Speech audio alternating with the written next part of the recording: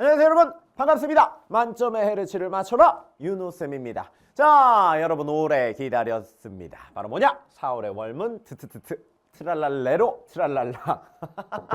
의미 없습니다. 요새 밈들이 그렇더라고요. 퉁퉁퉁퉁 사후로 이러고 있고 트랄랄레로 트랄랄라 이러고 있고 아무 의미가 없어요. 그래서 그냥 가져왔습니다. 월문 트랄랄레로 트랄랄라 한번 시작해 보도록 하겠습니다.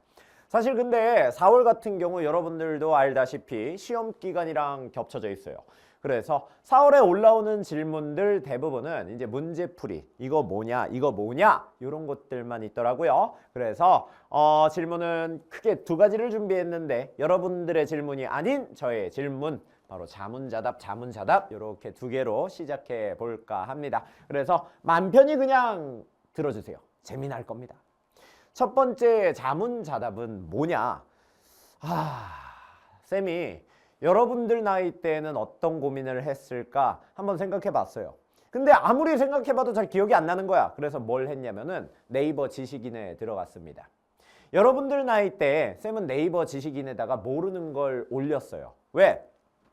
쌤은 뭐 과학학원을 다닌 것도 아니고 그리고 모르는 거 나 이거 학교 선생님한테 질문하려고 해도 일단 명쾌하게 답변이 안 나오고요. 그리고 두 번째로는 너무 무서웠습니다. 우리 때는 때렸거든. 그래갖고 지식인에다가 많이 올렸죠. 그래서 그때 올린 개념을 보니까 그때 올린 질문을 보니까 이렇더라고. 물리 속도 속력 개념 질문 점요. 고수분들 부탁. X축 시간, Y축 속도 그래프가 있는데요. 속도가 계속하여 감소하는 그래프예요. 점점점 소심했습니다. 자, 4초경 속도가 0이 되는데요. 그러면은 4초일 때 속력이 0이 되는 거 맞나요? 속력과 속도는 다른 개념이어서 아닌 것 같은데 울었습니다.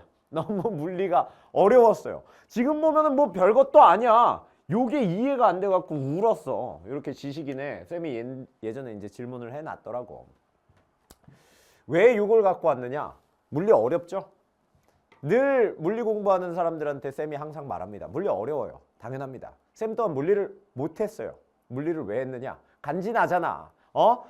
뭐 속된 말로 가오가 사는 학문이잖아. 그렇기 때문에 한 거였지 그 별다른 이유는 없었습니다.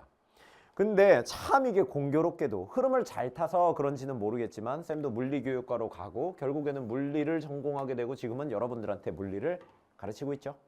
자, 제가 말하고 싶은 건 요거예요. 물리 같은 경우 학생들마다 편차가 좀 심합니다.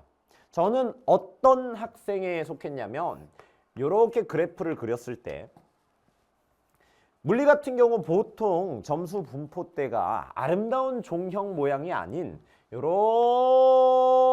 모양의 그래프가 나옵니다. 상위권이 많이 몰려 있고요. 중위권은 비어 있고 하위권이 몰려져 있어. 이게 물리 특이야. 자, 저는 어디 있었냐면 여기 있었어요. 하위권. 상위권에 있는 애들은 굉장히 도드라집니다. 그리고 중위권 이상하게 비어 있어요. 저는 하위권에 있었습니다. 이런 말도 안 되는 질문이나 하고 있고 속도 속력 이거 뭔가요? 점점점점점점점 소심하잖아. 이게 뭐야? 지금 보니까 창피하구만. 요런 학생이었는데 지금 여기 와서 여러분들한테 물리 가르치고 있잖아. 간단합니다. 그 과정이 조금 험난했어. 제가 계속 얘기하잖아요. 진짜 말도 안 되는 요런 기초적인 개념들 혼자 막 머리 아파하면서 공부하고 싸매고 이해 안 되면은 진짜 울면서 포기했어. 그리고 그 다음날 다시 도전했고요. 그 다음날 다시 안 되면 울면서 포기하고 그 다음날 다시 갔어. 항상 그렇게 엎어지는 과정이 많았습니다. 7전 8기라고 하잖아요. 엎어지면 근데 무조건 다시 일어났습니다. 엎어졌어? 오늘의 나는 포기다. 내일의 내가 해주겠지. 해서 내일의 나로 이렇게 다시 환생하고 엎어져? 그러면 내일 모레 내가 해주겠지. 이렇게 다시 엎어지면 다시 요 사이클이 항상 있었습니다. 제가 말하고 싶은 건 요거예요. 물리라는 학문 분명히 어려워요. 그렇지만 여러분들 엎어졌을 때 잘 일어나야 됩니다. 한 번 엎어졌다고 코 나갔네, 피 많이 흘리네, 요거 물리 그만두라는 신호가 아닙니다. 적절히 쉬고 그 다음에 전략 잘 세우고 다음날 다시 시도해 보세요. 알겠습니까? 요 물리라는 거 지식이 처음에는 굉장히 희미해졌는데 다음날 한번 보면 달라집니다. 다음날 한번 보면은 아 요게 요거였구나. 요 속뜻을 다시 알게 되고요. 다음날 다시 한번 보면 요게 명확해집니다. 이해되십니까? 그리고 문제 같은 경우도 마찬가지야. 물리 여러분들 문제 뭐 시중에 엄청 많아. 문제집에 이제 뭐 여러 문제집들이 많은데 문제들도 엄청 많죠. 대부분의 근데 문제들은 여러분들 거의 비슷비슷해요. 대부분 다 수능 파생 문제란 말이야. 그렇기 때문에 여러분들 특히 우리 고3이나 혹은 재수생 같은 경우 지금 이 시즌에는 기출문제 여러 번 보셔야 됩니다. 수학이랑은 좀 달라요. 수학이랑은 확실히 다르다라고 말할 수 있습니다. 수학 같은 경우는 여러분들 선생님들이 그런 말을 합니다. 야, 기출문제 그거 기계적으로 풀지 마. 그건 보면은 그냥 답도 떠오르고 풀이 과정도 다 떠오르는데 그렇게 기계적으로 나와선 안 돼라고 하지만 물리는 그래야 됩니다.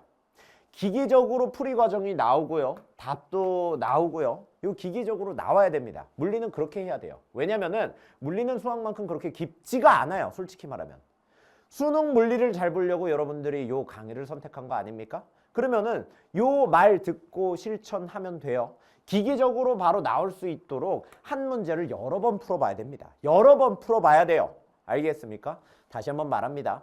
무조건 풀이 과정이 기계적으로 떠올릴 정도로 여러 번 풀어봐야 됩니다. 쌤이 현실적으로 추천하는 것은 기출문제 3번 풀어봐라. 무조건 3번입니다. 아, 선생, 그래도 나는 에너지 단원이 잘 안 풀리는데? 그런 분들을 위해서 준비했습니다. 3번 이상이죠. 요렇게 풀어봐야 됩니다. 물론 쉬운 단원 아이들은 있어요. 그 아이들은 2번 정도만 풀어봐도 돼요. 2번 정도 풀어봤을 때 기계적으로 그냥 떠올리고 풀이 과정도 떠올린다? 그러면 넘어가도 돼. 에너지 같은 경우는 그렇진 않아. 에너지 같은 경우는 그래 그냥 돌리고 안 돼? 그러면은 네가 이기나 내가 이기나 해보자 해서 계속 도전하는 겁니다. 시도하고 시도하는 거예요. 오늘 한번 했고요. 내일 한번 하고 내일 모레 한번 하고 이렇게 해서 차곡차곡 포인트 적립하듯 쌓아가야 됩니다. 알겠나요? 그래서 쌤이 이렇게 하는 거예요. 쌤은 진짜 그래 속된 말로 말하자면 쌤은 진짜 물리 패급이었어.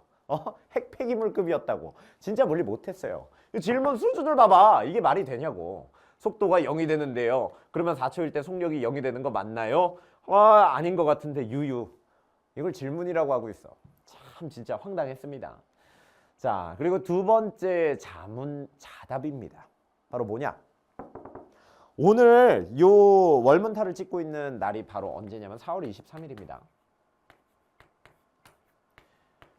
요 4월 23일 과거에 요 학자가 태어났던 날입니다. 바로 누굽니까? 그렇죠? 우리 대머리 아저씨 플랑크 선생님이 되겠습니다. 플랑크 선생님. 플랑크 선생님이 누군가요? 플랑크톤 아닌가요? 재미없는 드립 그만두고 플랑크 선생님은 양자역학의 아버지죠. 양자역학의 포문을 열었던 최초의 학자가 바로 플랑크 선생님이 되겠습니다. 자, 근데 요분 보면 나이가 참 많습니다.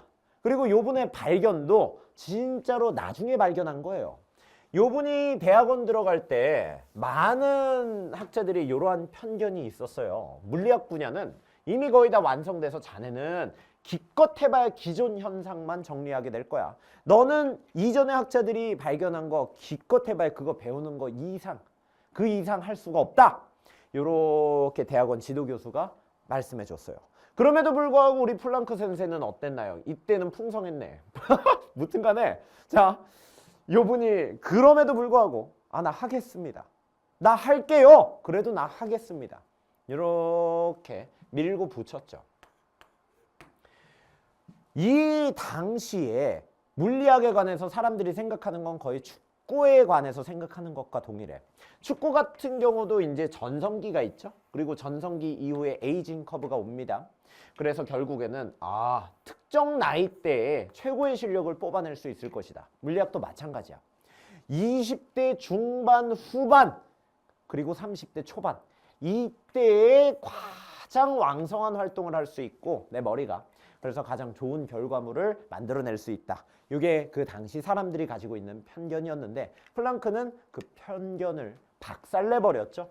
나는 그래 예전에 학자들이 발견한 거 그거 그냥 기껏 해봐야 배우는 게 맞을 텐데 그래도 열심히 하겠다. 열심히 해서 결국에는 양자역학의 아버지죠. 그렇죠? 에너지라는 물리량은 양자화되어 있다. 즉 최소 단위로 나눌 수 있다. 에너지라는 것은 이렇게 연속된 물리량이 아니라 이렇게 실제로 요 곡선을 보면 이렇게 분절되어 있다. 나눠져 있다라는 걸 발견한 사람이 바로 요 플랑크 선생님이 되겠습니다. 에너지는 나눠져 있다. 에너지는 작게 양자화되어 있다. 이게 바로 양자역학입니다.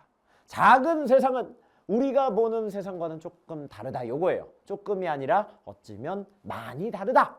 이게 바로 양자역학이 되겠습니다. 자, 그래서 두 번째 질문은 사실 요거였습니다.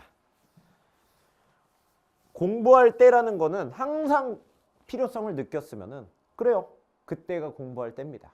그리고 남들이 늦었다. 남들이 뭐 과탐에 대해서 뭐라고 항상 말한다고 한들 우리 과탐 선택한 사람들은 끝까지 밀어붙일 고집이 있어야 됩니다. 대부분의 저명한 학자들이 그랬어요. 대부분의 성공한 사람들이 그랬습니다. 우리는 그 고집을 항상 밀고 붙여야 됩니다. 알겠습니까? 주변에서 떠드는 말 거기에 휘둘리지 말자. 알겠습니까? 자, 그래서 요분의 말로 마무리 지을까 합니다. 퀴리 선생님이 뭐라고 말했느냐? There's nothing to fear. 두려워할 것 없다. 오로지 이해할 것만 남았다. 그래요. 두려워할 거 없습니다. 오로지 우리는 문제 풀 일만 남았습니다. 그냥 우리에게 주어진 과제 매일매일 계단 올라가듯 매일매일 한번 해봅시다. 그러면 어느 순간 여러분들 정상에 있을 겁니다. 우리 정상에서 만나자고요. 알겠습니까? 자, 이렇게 해서 우리 4월의 월문타 마치도록 하겠습니다. 여러분들 본 수업 때 뵐게요. 그럼